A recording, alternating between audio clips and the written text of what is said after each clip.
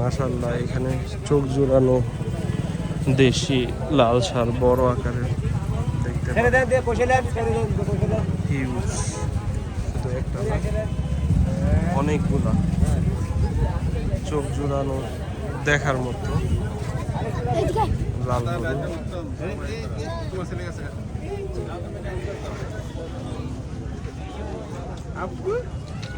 দেখেন প্রচুর পরিমাণে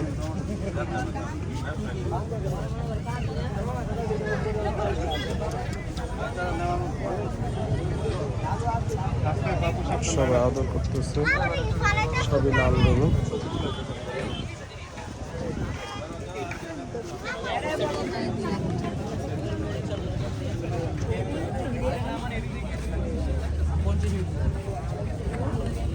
সবগুলোই লাল ষাঁড়।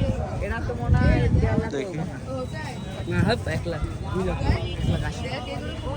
সবগুলাই দেশি লাল ষাঁড়, দেশি লাল ষাঁড় বা ক্রস থাকতে পারে, যেমন গির ক্রস, শাহিওয়াল এবং দেশি ক্রস, এরকম যেমন এটা গিরের ক্রস মনে হচ্ছে।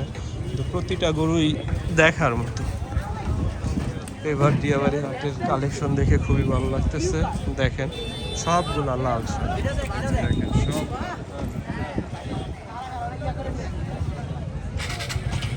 লাল গরু।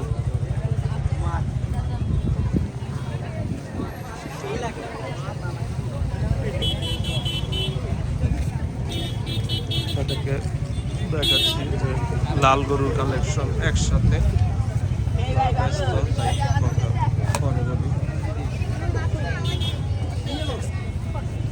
সব থেকে সুন্দর।